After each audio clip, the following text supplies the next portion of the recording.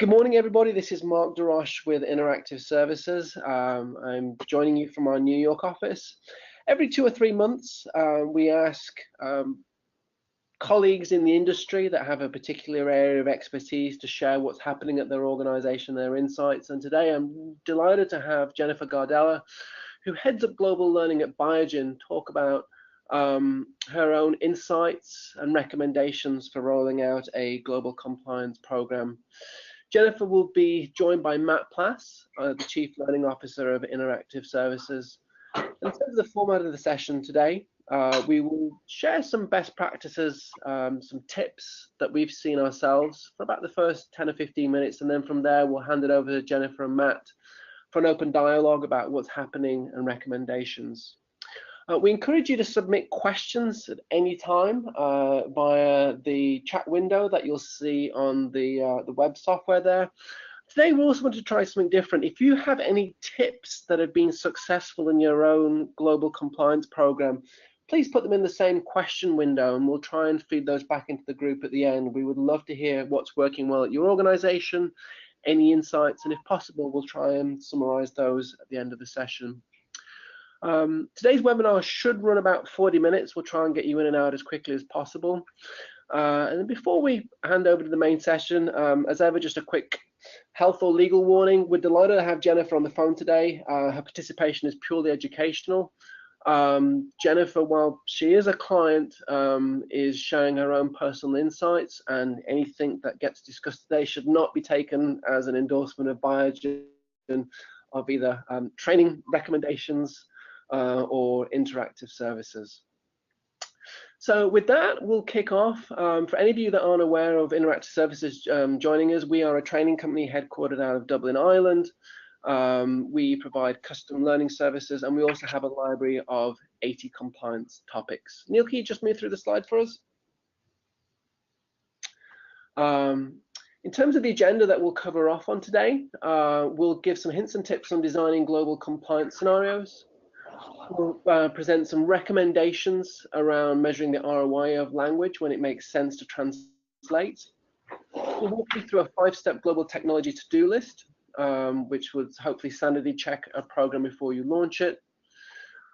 We'll also give you some ideas of when to use a text editor, which is a new technology that we're seeing for rolling out a global program that can help speed up that final mile of getting a program that local businesses are happy with.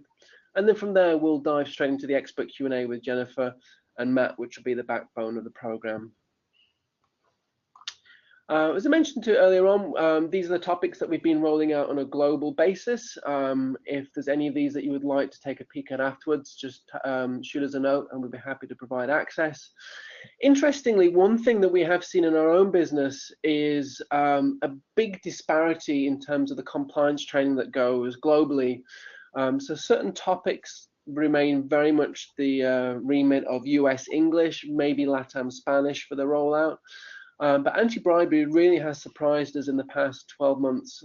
By far, it is the program that we get the most requests for localization. So if you are being asked to train on anti-bribery across an inordinate number of languages at your organization, I think the insight we'd share on that is it's pretty normal, and your peers in the industry are probably going through the same thing.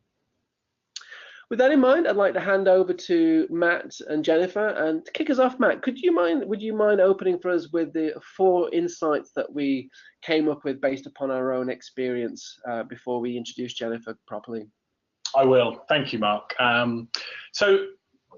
As Mark mentioned, the meat of this webinar is really a conversation with Jennifer, but there are a few things that we've noted over the many years we've been working in the compliance field. Some of these you'll probably be familiar with, others might just act as a jog or a nudge to get you thinking in the right direction. Some of these have been hard won by our clients. So the first one we're going to start with is around designing a global compliance scenario. What have we learned? Well, we've learned that scenarios that work in one region won't necessarily resonate in another. And the best way to avoid this, well, there's 2 ways. One of the ways is extraordinarily expensive and difficult, and that's to try and find a scenario for every region.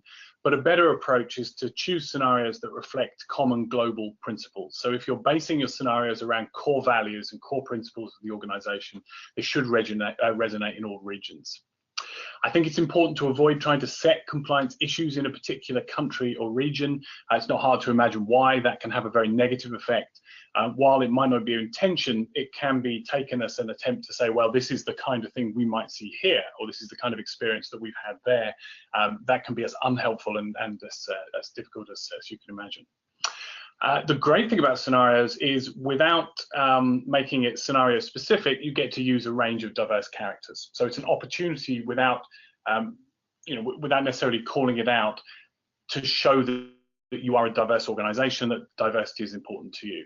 And finally, close-ups. One of the things that people respond to best is human faces. We know this from our own work in graphic design, and we also know it from the way governments and other organizations try to influence behavior. Usually they'll use an appealing face. So we use real people in our courses, and if you go close up onto the face and you really look at the way people are responding in an emotional way, you can expect an emotional response from your learners as well. Country-neutral wardrobes also work best. Now, some regions and countries do have specific legislation. Sometimes that has to be handled. Again, our recommendation, and this is hard won through experimenting with different clients, is don't try to do that in the e-learning. Pitch the company view from the center, and then keep the country-specific legislation to either job aids or PDF documents or some other way of getting across that very specific information. Okay, so the second idea was around language, the return on investment of language. So we've got a set of scales here. Let's look at the advantages or opportunities. First of all, on the right, there's this idea that regional markets feel more included with local language versions. Now, we work with many organizations who tell us that their global language is English, for example. And when we go on calls with our clients, we find that on the whole, people's English is business English is good enough that we can conduct the conversation in English with no problem. But I think it says a lot to your local markets if you are translating the courses into local language versions for them. And certainly it connects better with learners who might have a lower English as a second language score. It also allows you to meet certain labour laws for regional markets such as Germany, where those languages need to be included. Languages are expensive when you have a single course and you're trying to translate it into multiple languages, and some of the organizations we work with, we're talking 10, 12, 15, 20 languages in some cases. It can get expensive. One of the things we'd recommend in sort of almost the negative side is that this can add up, and when you're looking at your language cost, think about the long term. Think about how much this is going to cost to maintain, not just for this year, but over the next 1 or 2 or 3 years as you try to maintain the program. I think it's important to validate the size of the target population before you launch a new language. Does it merit its own language version, or is there another opportunity to train certain people? It's worth looking at the cost per learner for each language. And finally, and this doesn't always work, but encouraging local businesses to pay for their language needs can have 2 benefits. First of all, it's less cost for the central organization, but also you understand that the local markets are placing a real value on that piece of work because they've chosen to pay for it themselves. The third insight is really around a to-do list around global technology. So here are 5 things you can think about. First of all, get creative on tablet training kiosks. So a lot of organizations don't have an environment where everyone can sit at a PC and take their training. Or perhaps they do, but one of the things they like to instill is more of a sense of a buzz or excitement. We've seen companies have great success by setting up kiosks in their manufacturing floors or even in the corridors of their corporate office, where people can come in for 5 or 10 or 15 minutes and take the training at a kiosk and then move on. And that would fulfill their compliance obligation, but it also generates a buzz in the organization. And what it really says to your organization is we understand the reality of your working life and we're coming to you to give you something that works for where you are and what you need. Second piece is to check for local accessibility legislation. Every now and then you can get caught out by providing a module that you might feel is accessible for your audience but doesn't meet certain accessibility legislation. Again, legislation in Europe tends to be quite tough, particularly in Germany. It's always worth checking the requirements there. I think audio and video can be used strategically to minimize localization costs. ask yourself, do you really need to re-record the audio for this piece of video into different languages, or can you use subtitles, or could you even use a transcript? Again, it comes down to looking at each language and saying, where is the value here versus the cost? I think it's important to not allow the lowest common denominator to drive the design of your program. We've seen that happen before. The result is you get a program that everyone can access but nobody likes. I think you are better to have a program that most people love and a few people struggle to access. And yes, you might need to provide something different for those guys. But overall, I think you get a better return if you go for a medium to high common denominator and make sure you're delivering something that people can get excited about. And finally, I think we've all trained ourselves over the years to assume that there are regions where bandwidths are lower or weaker than we would have in the States or in Europe. And for those regions, we have a tendency to assume we're going to have to come up with something very thin. Well, that's not always the case anymore.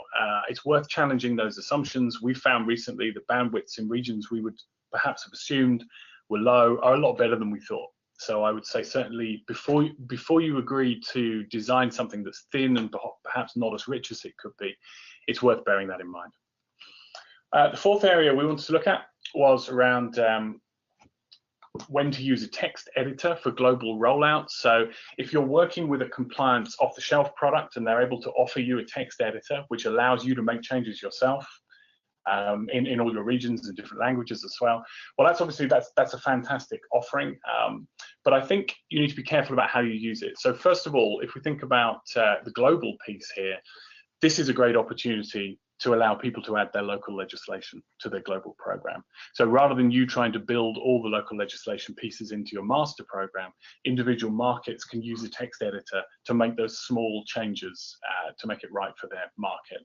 And finally, there's a possibility to tweak local language for preference. So of course, good translation doesn't just translate the words verbatim, it does attempt to translate in a way that will be appealing and easy to read for the local market.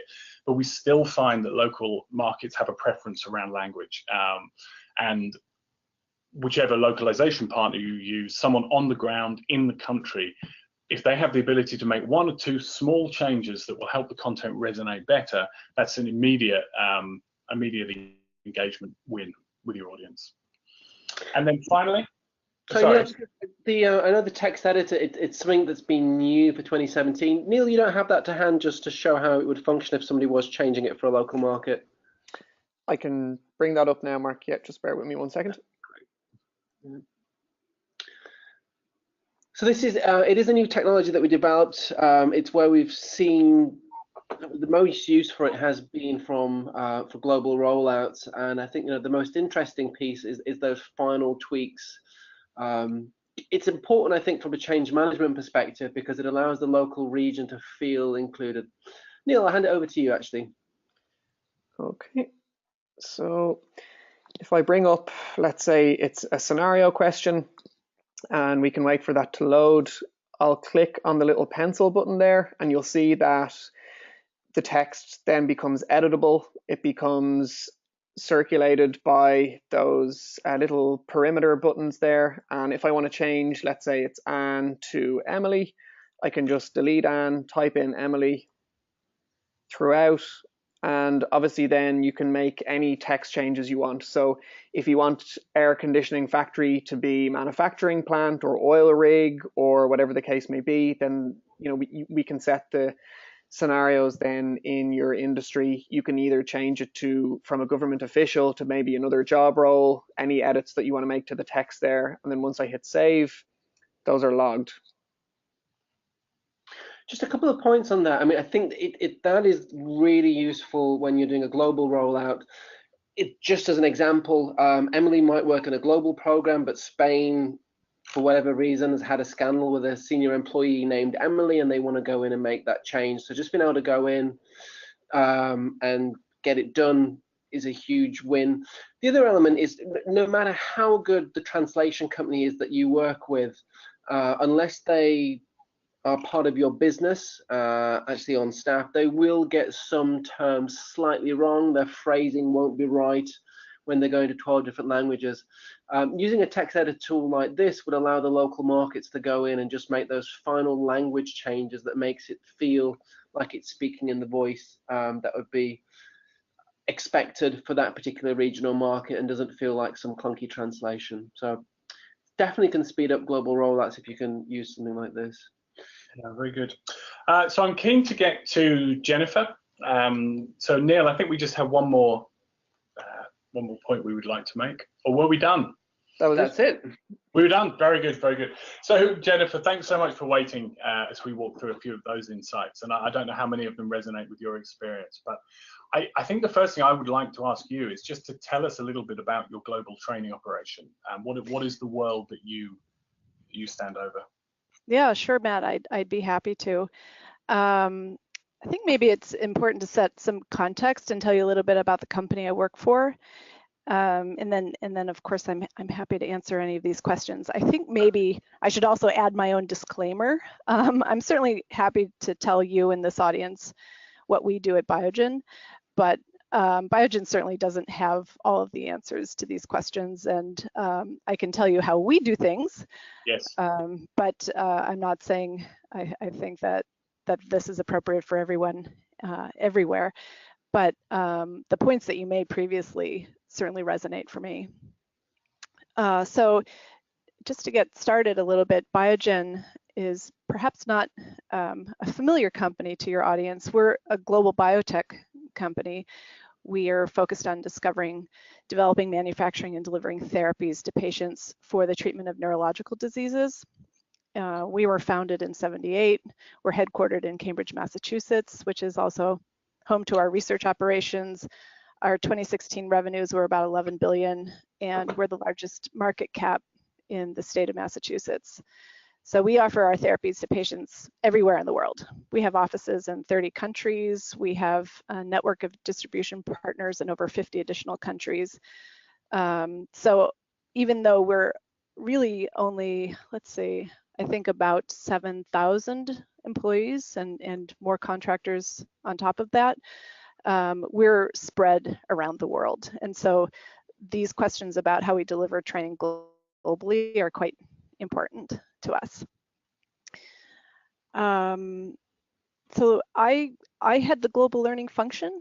We're the training arm of all of the corporate functions. I oversee people manager training, leadership development, global new hire orientation, and also we consider ourselves the training arm of our legal and corporate compliance functions. So we're spread. We do a lot of things.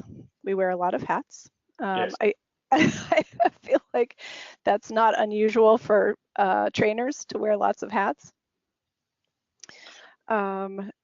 No, I mean it's something we see all the time actually, that you have your internal clients. Often there is more work coming in than you have, I'm guessing, than you have the resources to facilitate. So you have to do a lot of very smart thinking around how to service different needs within the organization. For sure. Yeah, for sure. I mean, we have a set, as you can imagine, we're in a highly regulated industry and a set of global policies, but many regional and local iterations of those policies, and every policy owner wants to have training on their policy for every single employee in the company or country. And we are sort of constantly weighing doing a balancing act between what's absolutely critical, what's necessary for every employee to be trained on, and then what can we limit, because requiring training of every single employee in your company is incredibly time consuming and expensive. So that's a balancing act we have to play. Yeah, and how do you engage all of your stakeholders and your local markets in the planning process? I mean, I assume that you have some requirements that you can see coming from a fair distance, and then others that jump out at you with no warning at all. How do you go about the planning around not just your local markets, but all of your stakeholders? Well, we're getting better at this every year, but I have to say this really still remains a challenge for us. I mean, local compliance officers are busy. I mean, if we in the center feel like we are busy, those guys and gals are wearing many hats. You know, they're members of small teams. They have fewer resources. So, I mean, we have a couple of different approaches to training support. We have global functional learning leads, and then in every country, we have assigned one person who's identified as a learning liaison, and they're the touch point for training and the LMS administration, that local area. And so we meet fairly frequently, probably every 2 weeks. But then, you know, the training really needs to come from the center and focus, as you said earlier, on our global policies that apply to everyone. And then specifically for compliance in local country, our local compliance officers are expected to support training efforts. You know, that to translate training into local language and into and providing the reviews in local language, but then supporting specific country legislation or specific rules with job aids and other things like that. So yeah. we talk to those local compliance officers, and they help us to plan global rollouts. Okay, and what of that do you find most challenging? Is it the changing needs? Is it the sheer volume? And maybe, you know, what do you do to make sure that each year is a success? Well, we're getting better year on year at making sure that we're meeting the right level of need. I think it really does. What you said earlier resonated with me a lot. You have to play a little bit of an 80-20. You have to make most people really engaged by all of the things that you said earlier. You know, country neutral language and friendly faces and scenarios that reflect a global standard, which is often higher than local standards or local law. Yes. And regulation, and make sure that you're getting across the key points, those core values to your company. And then we count on sort of the 20% localization and making sure that we get all that pull through in local country to happen outside of a training that's required of all people. Yeah, absolutely. So just you know, we focus quite heavily on the local markets and the localization. We didn't talk that much about regionalization, which is really where you have to think about alternative content for different markets.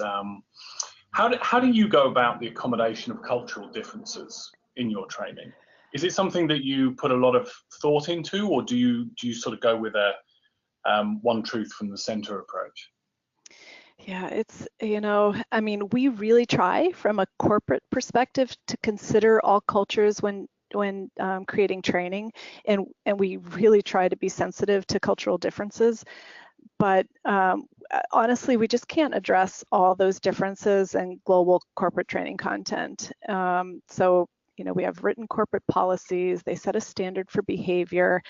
And as I said, it often goes above and beyond local and regional laws that we are holding people accountable to. And then we count on local compliance officers to set and train on stuff that's different for them. You know, it's in training. So for example, around translation, as you said before, translation is really expensive, and that's always a balance when you're talking about global training. So, you know, our actual code of business conduct is translated into 17 different languages, but we really have decided to pare that back for the training, and we selected 8 languages that we thought were most important. We did actually do a pretty in-depth study of how good people's English is in various countries, and there are some countries where we do business where their business English is just really pretty bad, and they don't understand training, right? So the little, not sometimes just little countries, but in Europe, for example, in Ukraine, Yes. they struggle. In Chile, in Latin America, they struggle. In Japan, I mean, our Japanese colleagues translate almost everything. So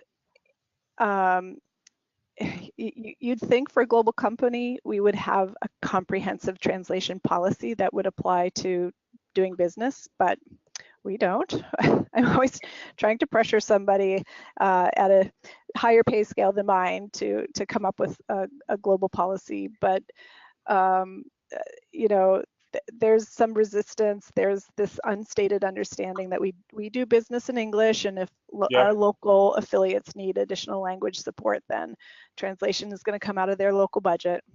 Yeah. So what have you done to sort of counter that, and what have you been able to do?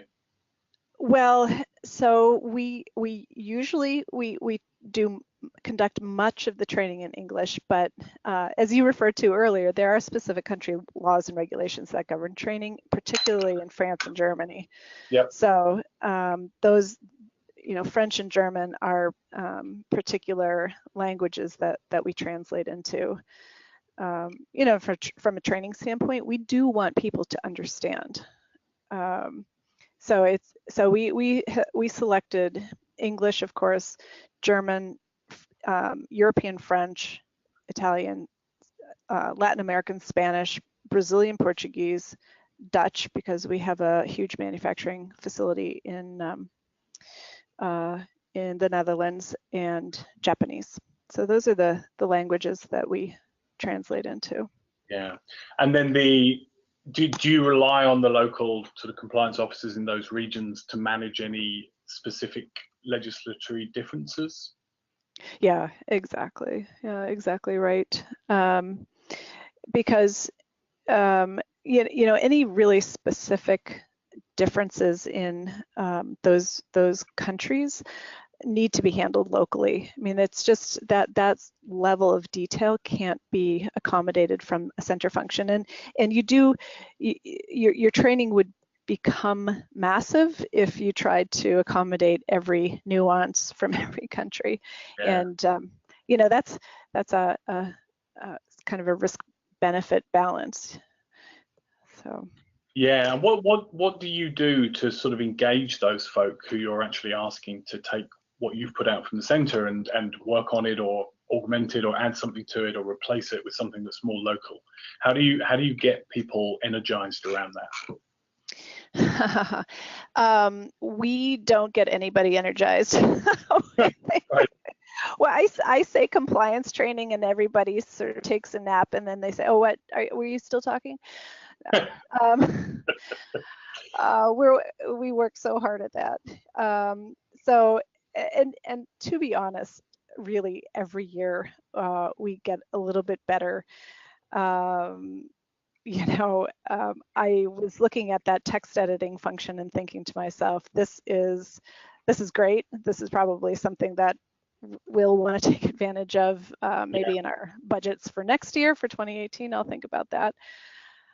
But at the moment, we've been asking compliance officers to look at the training that comes from the center and do their own check of the translations. And some people, give it a thumbs up and they're on their way, and some officers spend hours poring over the examples. And so I think it's actually a little bit unfair to ask them to just do the review without asking them to be really intensely involved in the content creation. Yes. And if your listeners have tips for how to keep people engaged and involved from the very beginning, I'm more than excited to hear from them. Yeah, well, it'd be great if anyone could write it. I mean, I think it's something we see often. You can find yourself caught between a rock and a hard place sometimes, because if you ask for too much involvement, people are a little bit reluctant to get too involved. But at the same time, if they're not involved from the beginning, then you're essentially handing them something and saying, you need to work with this, which doesn't necessarily, create energy. So yeah, I appreciate that. Neil, have we had any suggestions or comments in? Yeah, we've had a couple through so far. So one from Jeffrey to Jennifer asking how you handle learners who fail to complete the training in a timely manner. So is the end goal 100% completion, and how have you been able to achieve that? Yeah, that's a great question. Well, of course, the end goal is 100% completion, but that we don't write that on a piece of paper. we generally ask for and find acceptable a 90% completion rate. And one thing that we have done with our sort of annual corporate compliance training requirement, which is, it's a SOX requirement, and a bunch of other regulatory bodies that govern the pharma industry also want to make sure that we're training on code of business conduct. And so we will assign that training and give learners 90 days to do the completion. We have a couple of reminders that are automated through our LMS that go out, and we have learned through past mistakes not to launch that sort of training to every single employee all at once in the company at the same time. We've gotten into some trouble with that, particularly from our IT groups and our LMS groups, if there's a glitch in the training, a technical glitch, then we have like a huge number of tickets that can't be answered in a reasonable amount of time. So we've learned to roll compliance training across functions and geographies in waves. And then we do regular checks. So we probably monthly, sometimes it's weekly, depending on whether we're expecting an audit, but monthly we check to see what our compliance numbers are. And last year we had kind of a lag, and so we asked our C-suite, so those folks who are on the executive committee of the company, to send emails to all of their the people who report to them and say, hey, we're at 37%. Yeah. Please take your annual compliance training. And generally that works. So we've had over 90% every year now for many years. Wow. Okay, that's pretty good. That's pretty good. We've heard some fairly draconian measures that companies have tried. I don't think any organisation we've spoken to has ever really cracked this. So that was interesting to hear your take on it. Yeah. We've heard of companies that have tried locking people out of the building until they take their compliance training, turning off their email until they take their compliance training. You can do that, but if people call your bluff, you're in a bit of trouble there. Yeah, well, I have to say, so we should talk about this. So this year we're trying something new that I really think is going to be exciting. So you can have a carrot or a stick, right? Yep. When it comes to getting people to do what they're supposed to do. And sticks people don't like them. I don't like them. I don't want to be punished for something I haven't done, but I want something really cool to land in my training requirement list that gets buzz around the company, that people are saying, oh my God, did you see that compliance training? That's so awesome. Let me go take that. So I think that this year we're going to have something so fun and so cool and engaging that it's going to be a little bit of a carrot. We'll see. I'll let you know. We're just in the beginning phases of rolling it, but we developed this year. We moved from a pretty heavy, dense 10-module compliance training platform this year to one module that is really much more engaging. It's full of bold graphics, really plain language, not a lot of corporate speak, very clear calls to action. It's easy to access, it's mobile enabled, sort of as you were talking about before. People want to be able to pull it up on an iPhone or an iPad. Although we haven't thought about kiosks, I don't know if that's in our future. That's kind of an interesting idea. But one thing we did this year is that we tried to individualize the content to the learner based on a quiz. So we do a couple of opening screens around the basics of all the global policies that you need to know, Yep. Where to find help, so our global helpline. And then you have an acknowledgement page where you say, yep, I'm going to follow the rules. Yep, I know where to find help. I know who to ask, and I understand, and I'm going to do it. So they click, yes, I will. And then they get directed to a quiz. And the quiz consists of 24 questions, 3 questions for each of 8 chapters. And the questions are scenarios that might pop up in somebody's experience, and they have to answer how they would handle those scenarios. If they get any of those questions wrong, any of the 3 questions per topic wrong, then they have to go and train on that topic. And so if you get all the questions right, you could potentially in 15 minutes finish your training and be done for the year. You know, it would reduce, like if everybody took 15 minutes in the company, and you know, compared to the 3.6 hours on average that people took to do last year, we would have a 93% reduction in the number of hours spent by our employees in required compliance training, which would be huge. Yeah. Huge. And in fact, we found that you know, there were many things you can do with training to make it more engaging.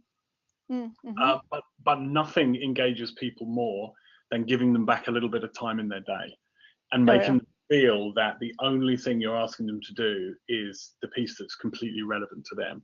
I mean, there's no amount of video or animation or cool stuff you can add to a course that will have a better impact than just saying, you already know some of this stuff, so we're going to be in and out of here in 10 minutes. Oh, and by the way, you're not going to see anything that isn't relevant to your role. Exactly. That's the key. I'm just very conscious of time. Neil, do we have any other good suggestions through or comments? We've had quite a few, actually. We've had some good comments and questions. So we had one comment just around the driving completion and some companies tying it in with a management bonus for team compliance. So that was one tip and one idea. Very nice. And then we had a question around covering the local differences and how those are tracked. So are local differences in content tracked locally in a classroom, or are they done through the LMS, or how exactly do you handle that, Jennifer? Yeah, it's through the LMS more or less, through exactly as we were saying, like job aids and you know, local. I mean, we have a couple of platforms that are really inexpensive and very easy to use, that are PowerPoint based and not as exciting, but easy to get a little bit of a kind of a read and acknowledge piece. So with those, you're tracking the fact that they've opened it, and then is there a sort of attestation in the LMS or something that shows? Yeah, okay. Yeah, just to read and acknowledge, which is really boring. We're trying very hard to get away from any read and acknowledge. You know, people open the policy, they take, you know, scroll through it for 2 seconds and they close it and say, yep, got it, which of course is not trained. You don't learn anything. But. Just one of the things we've started to do in some of our courses, and I think it can apply in this situation, is you make that attestation more of a specific statement. So rather than just saying, I've read it, it says something like, I understand how this policy applies to my role. I now know my trading windows, for example, or I now know my gifts and entertainments limit. So that if someone doesn't know that and they're ticking the box, they at least have a moment where they think, maybe I should actually take a look at this properly, because they're attesting to specific information rather than just the fact that they've opened it and read it. Yeah, that's a really good point. You know, and we've also tried to get away from a lot of legalese and corporate speak in those attestation statements too, because, you know, if it looks like a lawyer wrote it and it isn't something that you would really say, you know, chances are you're not even reading the statement before you click accept. No, absolutely. Like opening you know, a long legal disclaimer, and at the bottom there are 2 buttons, accept or decline. Well, of course you're just going to push accept so you can get on with your life. Yeah, chronic. So we all do it. Neil, any others you would put out? Maybe just two more quickly before we round up today. Yep. So one on contractors versus employees and how you decide which content goes to contractors, and if a contractor is only in the organization for maybe 2 months or 3 months, do you ask them to sit through the full annual training requirement, or how exactly do you manage that? Gosh, that's a whole other webinar, Jen. No, I know, The 60-second answer. question. We have really struggled with that. So we made some decisions, and our audience for annual training consists of all of our regular employees and a couple of non-employee workforce types. So our board of directors is required to take the thing that regular employees take, and any temps. So temps function a lot like regular employees, and they're here usually for a little bit longer. But we did not include our master service agreement resources, any MSP outsourced providers, or corporate alliance partners. So we do business with other big pharma companies, and we assume that they're going to be responsible for training their own employees who contract with us. So I would say that we in the hiring or onboarding process, we hold the in the contracting process, we hold the company responsible for ensuring that they deliver our code of business conduct to their employees, and that the company signs off on that, and then we hold them responsible for training their own employees. Got it. Thank you. And Neil, let's finish with maybe one comment from the group as well, because it sounded like we had some good comments in. Yeah, we just had one. Let me just try and pull out a quick one here. Let me see. Yeah, it was one comment that's saying that they found shorter and smarter training modules are much more effective and keep employees engaged, and a company trying to generally keep individual training components under 25 minutes in length, and that seems to be a training policy within the company based on that comment.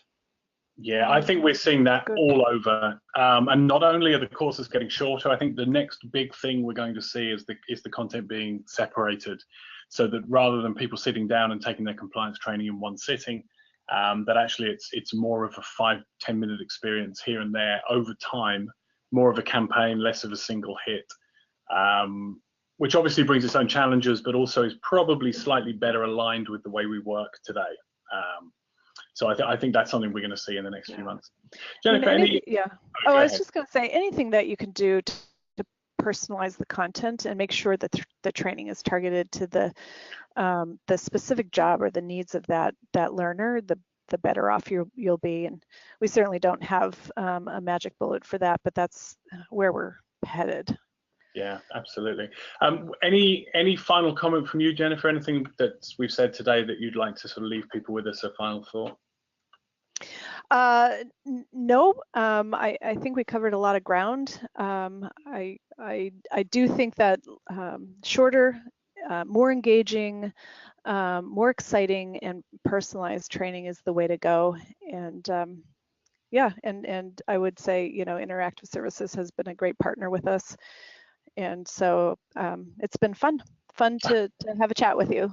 Thanks. It has. It's been great. Thank you. And it feels like we could have gone on for more time, but I know we want to keep this honest. So thanks to everyone who's joined. We really appreciate you joining us, and we particularly appreciate the input as well. It's been great to have your thoughts and comments and questions today. Neil will send out the slide deck we used today to everybody. You can check out our products on our compliance training product tour. There'll be a link in the PowerPoint that goes out. Have a look at the website, contact Mark or Neil to discuss any of your compliance training plans. But for now, thanks for attending, and thank you very much to Mark and Neil, and particularly to Jennifer Gardella for making us such an interesting and interactive webinar today. Thank you.